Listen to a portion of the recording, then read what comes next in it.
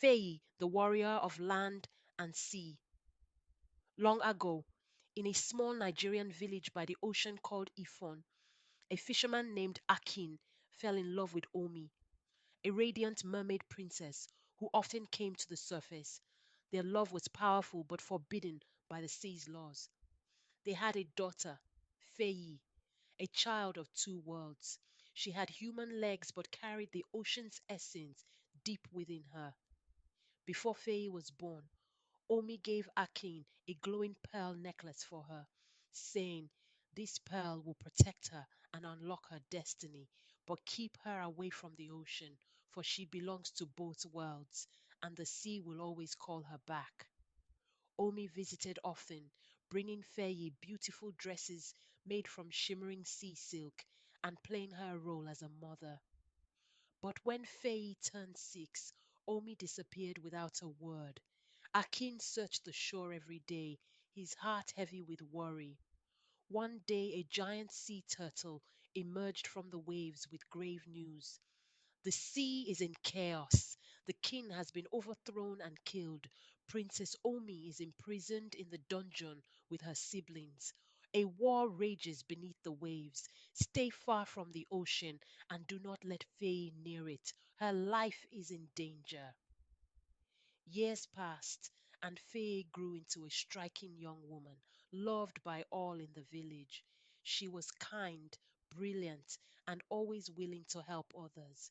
Her mother's pearl necklace glowed faintly around her neck, and though she never swam, Faye often stood by the shore, staring at the ocean, feeling a strange call. She helped the villagers in many ways, healing crops and cattle with her powers.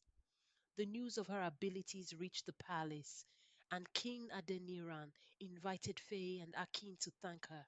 When Prince Ede met Faye, he was captivated by her sharp mind and bravery. They became close friends, and the people loved Prince Ede for his kindness.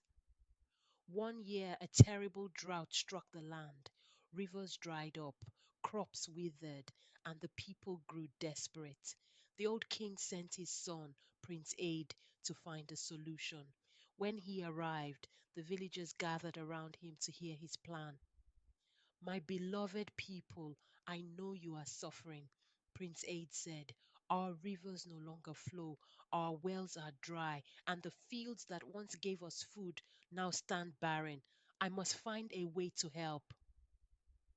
"The rivers flow from the ocean," Faye told him. "Whatever is happening there must be the cause. I feel the ocean is calling me, and I must answer." Akin refused to let her go, fearing the danger. But Faye insisted, "Papa, I feel it inside me. I am not just of the land.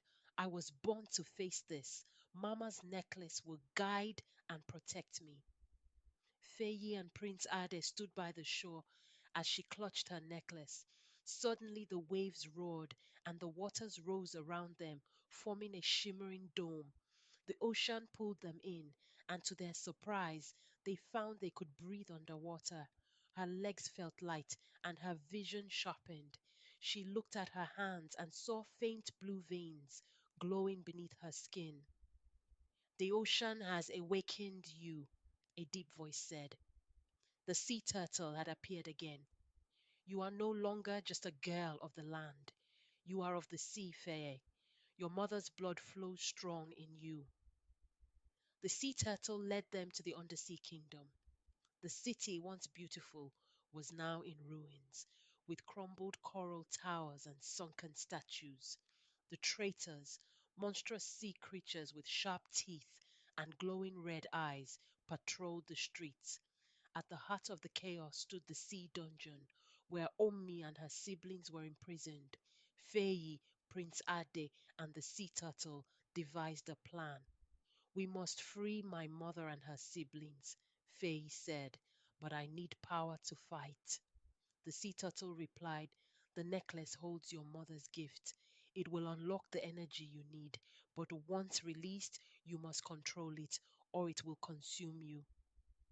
Faye held the pearl tightly, and a surge of energy exploded through her. Her body glowed, and her legs shimmered, transforming into a powerful mermaid tail. Her eyes turned a brilliant shade of blue, and her voice carried a strange, commanding echo. They swam to the dungeon, avoiding the guards until they reached the cells. Faye placed her glowing hands on the bars, and they melted away. Omi, weak but still radiant, embraced her daughter. You have come, my brave Faye. You are the hope of our people. But their reunion was short lived.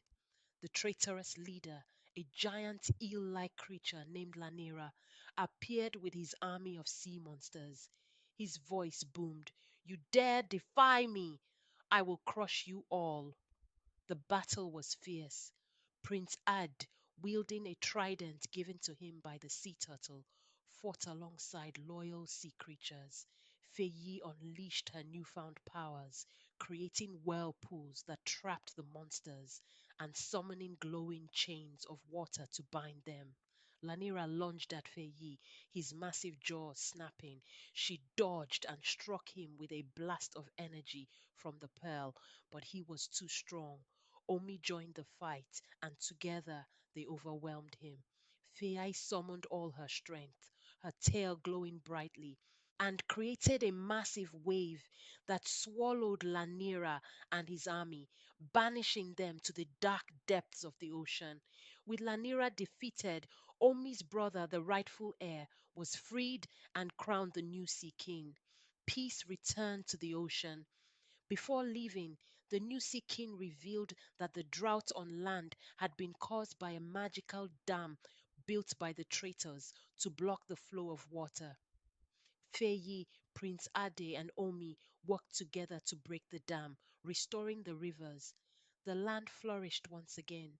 Feyi said goodbye to her mother, promising to visit often. The ocean will always be a part of me, but my heart belongs to both worlds, she said. Omi smiled. You are my daughter, the bridge between land and sea. Live boldly, my Feyi. When Faye and Prince Ade returned to the village, they were hailed as heroes. The villagers sang and danced behind them as they entered the palace. King Adeniran welcomed them with joy and blessed Faye with beautiful jewelry and clothes. Every evening, Faye would go to the river to swim and smell the ocean. She felt so alive and happy, no longer afraid to swim. One evening, as Prince Ade walked by the river, he saw Faye and confessed his love for her, asking her to marry him. She said yes, and they were soon married, uniting the land and the sea. On the day of the wedding, Omi surprised everyone by walking onto the shore. The Sea King's magic had given her legs. She and Akin embraced, rekindling their love after so many years. And so, Faye became a legend, remembered as the girl who saved two worlds and brought them together. Her story taught everyone that courage and love could conquer even the greatest darkness.